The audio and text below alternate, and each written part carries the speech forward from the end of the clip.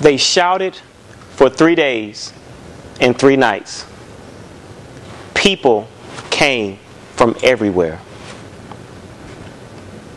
Mr. Toastmaster, fellow Toastmasters, friends and guests, what I've shared with you was a brief quote from an onlooker to one of the most influential events in religious ranks that took place in our history.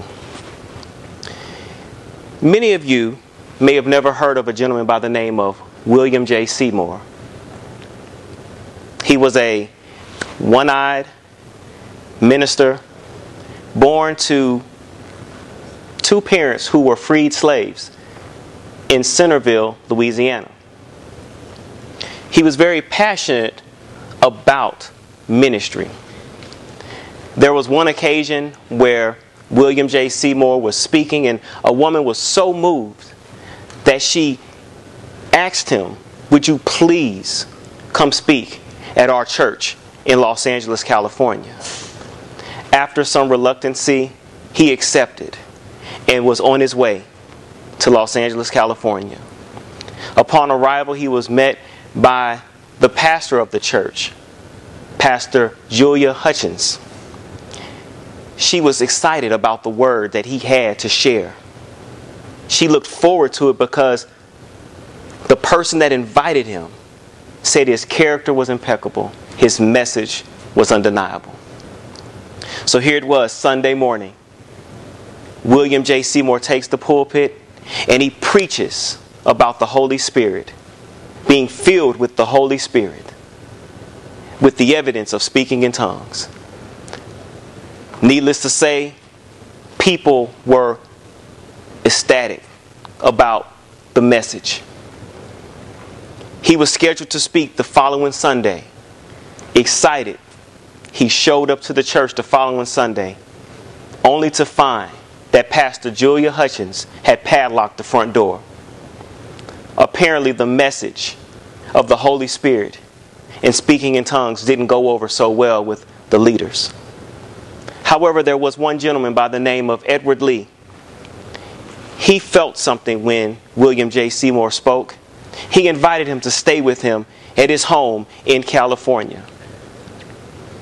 William J. Seymour took him up on his offer, and they would hold weekly and sometimes even daily prayer meetings. All of a sudden, things really began to take off. People from everywhere, even more so, started to come in. It was growing and growing and growing out of Edward Lee's house. So much so that they had to relocate. And interesting enough, upon relocating, they found themselves at 216 Bonnie Braer Street. This is where things really begin to take a dramatic turn.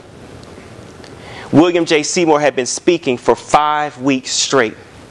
And on the 3rd day of a 10-day fast, Edward Lee started to speak in tongues. William J. Seymour was so excited. He began to share the word with everybody. And 3 days later, William J. Seymour began to speak in tongues. People couldn't believe it.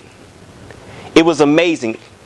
Every night, there was a different speaker at this house. Every day, somebody was being filled with the Holy Spirit with the evidence of speaking in tongues. It was so amazing what God was doing. As one onlooker would say, to finish the quote, it was Easter season. People were stirred and came from everywhere. As soon as people walked in the yard, they could feel the very power of God. The whole city was stirred and nobody was ever the same. It was so many people at this location that the very porch that William J. Seymour would stand on flat-footed and preach the uncompromising gospel, it collapsed. All was not lost. Not a single soul was hurt. Not a single scratch. Nothing. Fast forward, they moved to another location. a rundown, shoddy building that if you saw it from the passing highway, you wouldn't think anything good came from it. There was one stained glass window that let you know that it had some type of religious value. And it was on Azusa Street. And thus we have the Azusa Street revival. Nobody was ever the same. Leaders came from far and wide to experience the presence of God, the authentic presence of God. And the evidence of speaking in tongues was second nature. Remember Julia Hutchins, the very woman that padlocked her church and kept William J. Seymour out? She showed up with her congregation. And the first day she was there, she spoke in tongues, followed by the rest of her congregation. This movement was so powerful because when the Azusa Street revival began to taper off, the very people that were there went back to their own homes, in their own cities, in their own congregations, and they began to preach about the Holy Spirit and speaking in tongues. Ironically, the very people that would usher in this movement, which some say is the birth of the Pentecostal church from this Azusa Street revival, were immigrants and poor people. You see, in these meetings, it started out just with black people, then a few white people. But before long, there were Hispanic people, there were Asian people, there were Arabic people. There were so many people that came here, and all for the common goal of experiencing Jesus. Some would argue that speaking in tongues is not genuine. There were skeptics.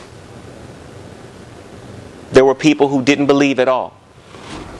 And I can't speak to them. I can't say if they're right or if they're wrong. But I know, for me, I'm thankful that a one-eyed preacher born to two freed slave parents stayed in California and sowed seeds of the Holy Spirit that I'm reaping the benefit of this very moment. And I know those that know him, not just William J. Seymour, but Christ, will also reap the benefits. Mr. Toastmaster.